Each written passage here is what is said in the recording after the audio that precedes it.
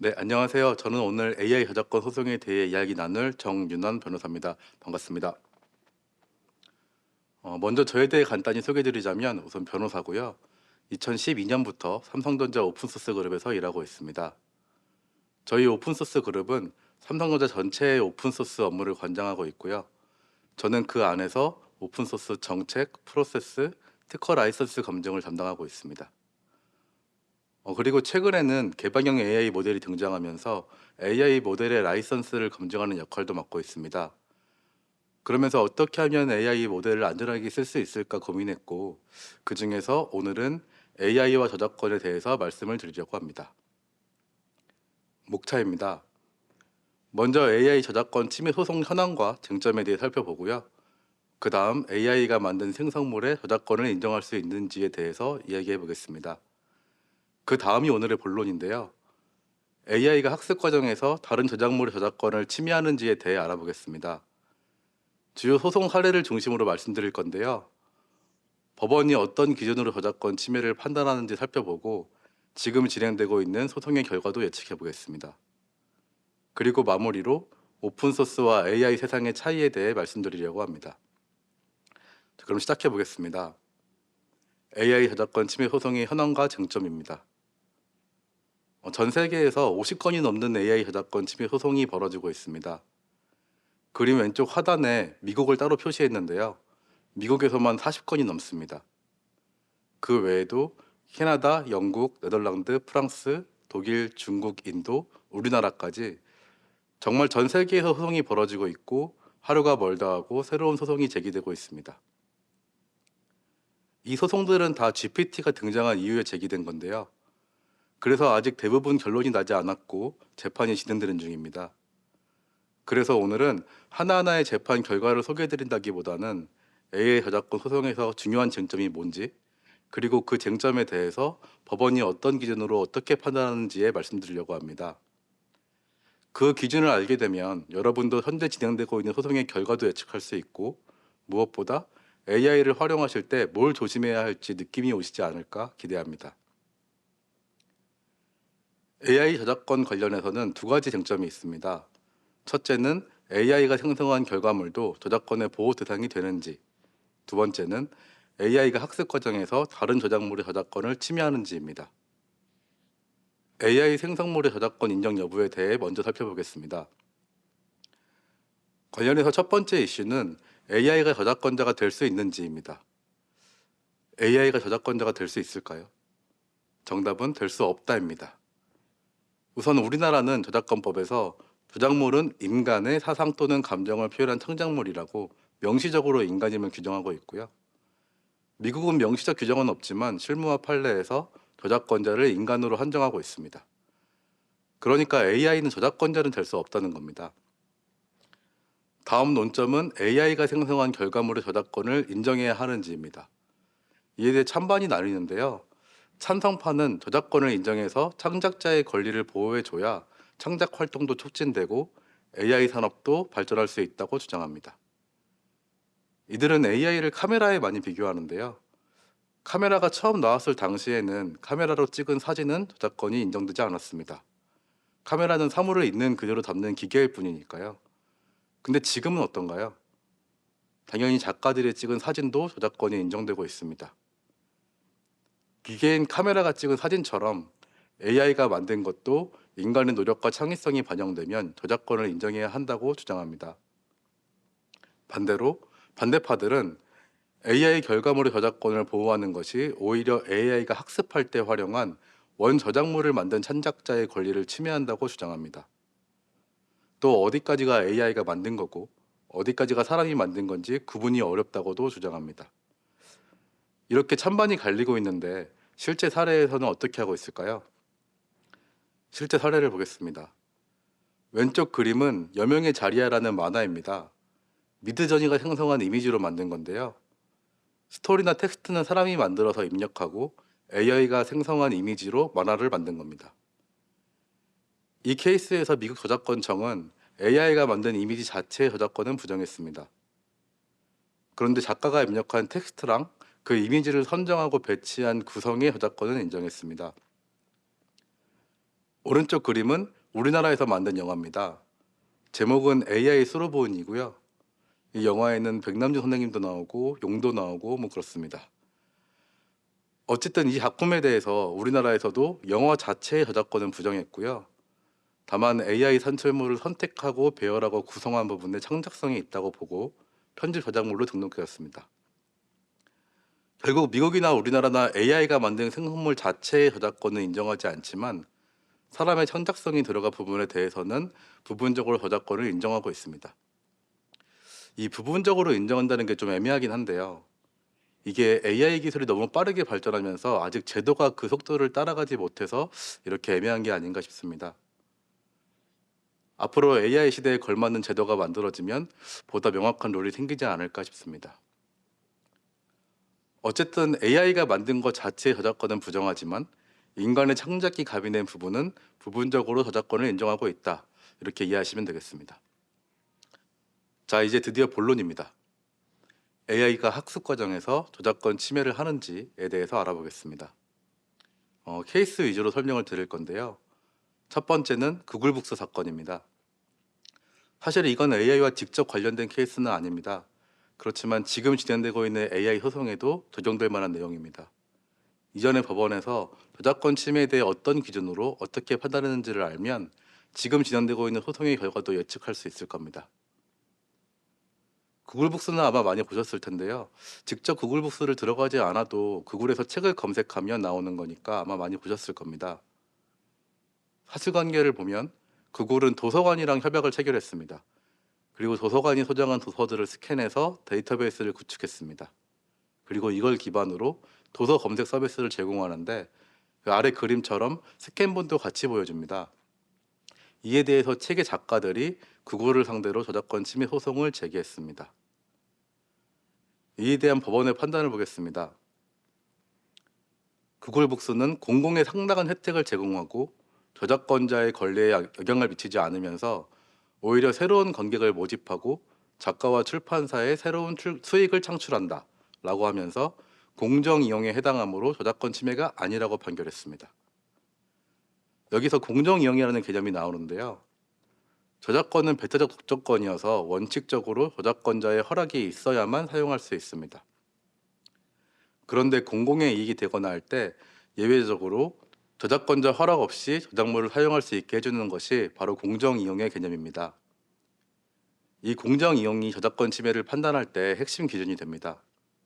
이 구글북스 사건은 공정 이용에 대한 중요한 판례 중 하나인데요.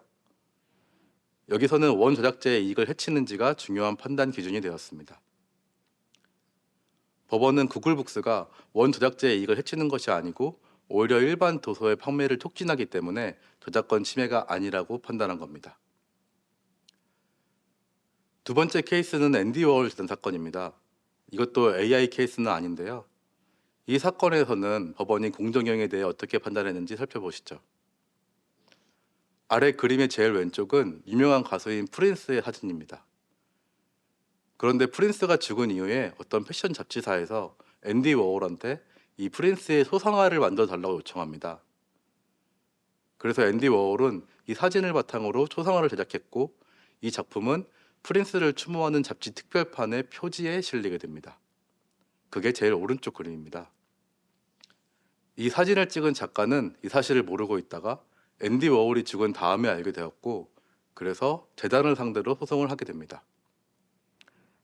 이 사건에서 법원은 저작물의 이용이 원본과 충분히 구별되는 목적과 성격을 가진다면 공정 이용에 해당할 수 있다고 밝혔습니다. 그러나 이 사건의 앤디 워홀 작품은 원본 사진과 동일한 목적을 공유하고 상업적 성격을 띠므로 공정 이용이 아니라고 판결합니다. 법원이 원본과 충분히 구별이 되면 공정 이용이 된다고 했는데요. 이를 변형적 이용이라고 합니다. 이에 대해서는 다음 케이스에서 더 자세히 살펴보겠습니다. 이제 드디어 AI 케이스입니다. 올해 나온 따끈따끈한 판결인데요. 엔트로픽은 엄청난 양의 책을 스캔해서 클로드 AI 모델 학습에 사용했습니다. 그런데 이 책 중 일부는 합법적으로 구매한 건데 일부는 불법으로 다운로드 받은 것이었습니다. 이에 대해 책의 작가들이 엔트로픽을 상대로 소송을 제기했습니다. 법원은 엔트로픽 학습 과정은 단순히 책을 복제한 것이 아니라 새로운 것을 창조하기 위한 훈련이라고 하면서, 이는 기존 저작물에 새로운 가치를 더하는 변형적 이용이기 때문에 공정 이용이라고 판단하였습니다. 원 저작물을 그대로 쓰는 게 아니라 새로운 가치를 더하는 경우에는 공정 이용이라서 저작권 침해가 아니라는 건데요. 생성형 AI의 학습이 저작권 침해가 아니라고 판결했다는 점에서 큰 의미가 있습니다. 다만 법원은 아무리 변형적 이용이라고 해도 불법 다운로드 받은 부분은 공정 이용이 될 수 없고 저작권 침해가 된다고 판단했습니다. 관련 기사를 보시면 엔트로픽이 작가들과 합의를 했다는 기사가 많습니다. 그게 이 불법 다운로드를 받은 부분에 대한 건데요. 문제는 이게 700만 건이나 된다는 겁니다. 그 중에서 합의 대상인 책만 50만 건 정도라고 하는데요. 여기에 합의금을 건당 3,000달러로 했더니 지금 거론되는 총 합의금이 2조 원 정도가 됩니다. 자, AI 관련 소송은 소송 숫자도 많지만 금액도 차원이 다른 것 같습니다. 어쨌든 이 케이스에서는 불법 다운로드를 받은 부분이 문제가 되는 거지, 합법적으로 구매해서 생성형 AI 학습에 활용하는 것은 저작권 침해가 아니다 라고 판결했다는 점을 기억하시면 되겠습니다. 다음 사건도 AI와 관련된 것입니다. 그런데 엔트로픽 사건이랑은 유사하면서도 결이 좀 다른데요. 웨스트로는 아마 모르시는 분이 많을 텐데 변호사들이 많이 쓰는 서비스입니다. 각 국가의 법률이나 판례를 보여주는 유료 서비스인데요. 이런 유사한 서비스가 몇 개 있는데 아마 그 중에서 제일 크고 유명할 겁니다. 사실관계를 보면 로스 인텔리전스라는 회사가 이 웨스트로의 데이터를 가져다가 AI 학습에 사용했습니다. 그런데 이 로스 AI는 생성형 AI가 아니고 기존 법률 문서를 그대로 검색해서 보여주는 웨스트로와 거의 동일한 기능과 서비스를 제공하는 것입니다. 이에 대해 법원은 로스 인텔리전스 AI는 새로운 창작물을 생산하는 생성형 AI가 아니고 웨스트로의 기능을 그대로模仿한 것이므로 상업적 경쟁 제품에 해당하고, 이는 비변형적 이용이므로 공정 이용에 해당하지 않는다라고 판결하였습니다. 엔트로피 사건에서 생성형 AI의 학습은 변형적 이용이어서 공정 이용이라고 했는데, 이 사건에서는 비생성형 AI의 학습은 변형적 이용이 아니고 공정 이용도 아니라고 판단한 겁니다. 자, 지금까지의 내용을 정리해 보겠습니다. 법원이 저작권 침해 여부를 판단할 때에는 공정 이용인지 아닌지가 핵심입니다. 그리고 이 공정 이용인지 아닌지를 판단할 때에는 첫째, 상업적 목적으로 이용했는지, 둘째, 원 저작자의 이익을 침해하는지, 셋째, 원 저작물에 새로운 가치를 더하는지, 즉 변형적 이용인지를 기준으로 합니다. 그리고 AI에 관련된 최근 판례는 생성형 AI의 학습은 저작권 침해가 아니라고 보았고, 비생성형 AI의 학습은 저작권 침해라고 보았다는 점을 기억하시면 되겠습니다. 그럼 이제 이 기준들을 가지고 지금 진행 중인 소송의 결과를 예측해 보겠습니다. 가장 주목받고 있는 케이스 중 하나인 뉴욕타임즈와 오픈 AI 소송입니다. 뉴욕타임즈의 주장에 따르면 챗 GPT-4에 어떤 질문을 하면 뉴욕타임즈 기사와 거의 똑같은 답변을 내놓는다고 합니다. 그런데 이 기사가 18개월 동안 600건의 인터뷰를 하고 100건의 정보 공개 청구, 수천 페이지의 문서를 분석해서 쓰여진 것이고 유료 사용자에게만 제공되는 기사라고 합니다. 그러면서 뉴욕타임즈는 오픈 AI가 자기네 기사를 도용해서 챗 GPT를 만들었고, 이게 자기들의 독자를 빼앗아가고 있다고 주장하고 있습니다. 근데 여기서 독자를 빼앗아간다는 주장을 왜 할까요? 우리가 앞에서 공정 이용의 판단 기준에 상업적 목적으로 이용했는지, 그리고 원 제작자의 이익을 해치는지가 있었습니다. 뉴욕타임즈 측 변호사도 그게 중요한 판단 기준이라는 것을 아니까 이런 주장을 한 겁니다. 이제 관련된 기사만 봐도 아마 이런 게 좀 보이실 겁니다. 근데 이게 근거 없이 주장만 하는 게 아니고 뉴욕타임즈는 법원에 증거도 제출했습니다. 보시면 박스 내 왼쪽 문단이 GPT 답변이고요.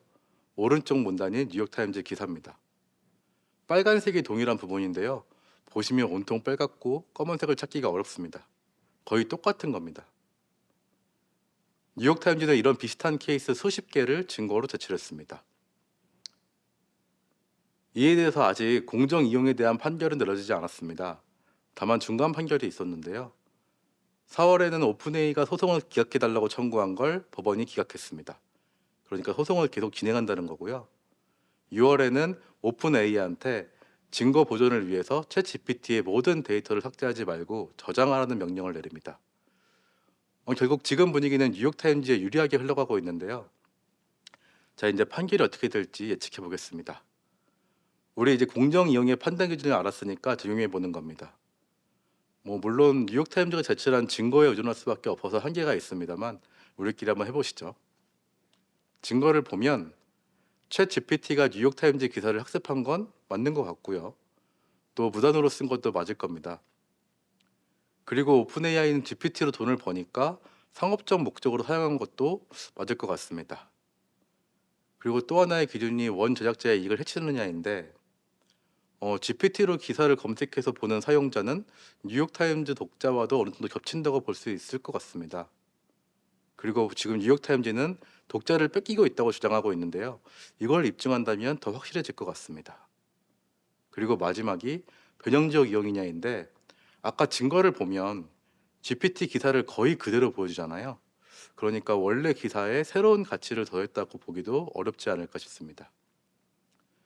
결국 종합해 보면 지금까지 법원이 판단한 기준대로라면 공정 이용에 해당한다고 보기는 어렵지 않을까 싶습니다. 실제로 그런 전망이 우세하긴 한데요. 그런데 소송이라는 게 결과를 예측하기가 어렵습니다. 소송 결과를 한번 기다려 보시죠. 그리고 참고로 이 건 말고도 언론사와 AI 기업 간의 소송이 되게 많이 진행되고 있습니다. 심지어 최근에는 우리나라에서도 지상파 3사가 네이버를 상대로 소송을 제기했습니다. 네이버 하이퍼클로버가 자신들의 기사를 무단으로 학습했다고 소송을 걸었습니다. 이제 막 소송이 시작됐는데요. 앞으로 관련 기사가 나오면 오늘 배운 기준들을 생각해 보시고 결과를 예측해 보시죠. 그리고 이런 소통이 많아지면서 AI 기업이 언론사와 파트너십을 체결하는 경우가 많아졌습니다. 아예 깔끔하게 돈을 주고 AI 학습의 기사를 활용하겠다는 건데요. 구글은 뉴스코프와 계약했고요. 아마존은 뉴욕타임즈랑 파트너십을 체결했습니다. 그리고 오픈 AI는 지금 뉴욕타임즈랑 소송을 하고 있으면서도 파이낸셜 타임즈와 파트너십을 맺었습니다. 이런 계약이 많아진다는 건 기존에 돈을 안 내고 쓴 게 문제가 있다는 걸 의미하는 게 아닐까요? 자, 이제 마무리입니다.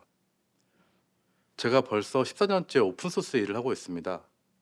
그리고 최근에 AI 관련된 일을 시작했고요. 근데 AI에 대해서 알면 알수록 느껴지는 게 그 AI의 리스크가 오픈소스 때와는 차원이 다르다는 겁니다. 왼쪽은 오픈소스 소송과 관련된 기사입니다. 오른쪽은 AI 관련된 거고요. 물론 여기 있는 게 다는 아니지만 오픈소스가 80년대에 시작된 걸 생각하면 분쟁의 숫자가 많지 않습니다. 그리고 보시면 소송에서 언급되는 금액이 200만 달러, 65만 유로, 우리 돈으로 치면 몇십억 단위인 것 같습니다. 근데 AI는 어떤가요? 불과 몇 년 사이에 소송이 50건이 넘는다고 말씀을 드렸습니다. 그리고 거론되는 금액도 툭하면 조 단위고요. 또 거론되는 회사도 이름만 대면 누구나 다 알만한 회사들입니다. 왜 이런 차이가 날까요? 음, 오픈소스는 공유와 협력을 키워드로 합니다. 기본적으로 싸움을 싫어합니다. 아무리 오픈소스여도 기업이 돈을 위해서 벌기 하는 건 맞는데요. 그렇지만 오픈소스 세상에서 기업이 대놓고 이윤을 추구할 수는 없었습니다. 오픈소스 커뮤니티나 개발자들의 눈치를 봐야 했죠. 그래서 소송도 많지 않고 만약에 문제가 있어도 조용히 합의로 끝나는 경우가 많았습니다. 그런데 AI파는 다릅니다. AI 개발을 하려면 오픈소스와는 비교할 수 없을 만큼 엄청난 투자가 필요하고요. 대신 그 경쟁에서 이기면 예상되는 수익도 상상할 수 없을 만큼 큽니다. 결국 기업의 입장에서 오픈소스는 돈 버는 데 도움이 될 것 같으면 하는 하나의 수단이었다면 AI는 미래에 살아남느냐 아니냐를 가를 수 있는 핵심 자산이 된 겁니다. 아마 기업은 이 경쟁에서 이기기 위해서는 뭐든 할 겁니다. 실제로 많은 기업들이 지금 소송을 당하고 있어도 일단 하고 있습니다. 근데 이걸 다시 말하면 AI를 활용하는 입장에서는 언제든 소송을 당할 수도 있다는 얘기가 됩니다. 그리고 그 금액도 어마어마할 수 있다는 거고요. 그러니까 AI를 쓸 때는 오픈 소스 때보다 훨씬 더 조심해야 합니다. 오픈 소스는 혹시 라이선스를 위반했어도 이건 실수였어. 다시는 안 그럴게. 이렇게 약속하면 합의하고 넘어가는 일도 많았습니다. 그런데 AI 세상은 그렇지가 않습니다. 근데 참 아이러니하게도 최근에 AI가 점점 오픈소스 생태계로 들어오고 있습니다. 딥시크가 AI 모델을 MIT 라이선스로 공개하면서 폐쇄형을 고집하던 오픈 AI도 GPT의 오픈소스 버전을 공개했습니다. 근데 그들이 원래 오픈소스처럼 서로 공유하고 협력하려고 오픈하는 건 아닐 겁니다. 아마 딱 필요한 만큼만 공개하고 언제든 다시 닫을 수도 있고 또 심지어 소송으로 공격을 해올 수도 있습니다. 그래서 오늘 제가 드리고 싶은 마지막 말씀은 이겁니다. 평화로운 오픈소스 땅 위에서 AI 전쟁이 벌어지고 있습니다. 조심해서 안전하게 쓰세요. 감사합니다.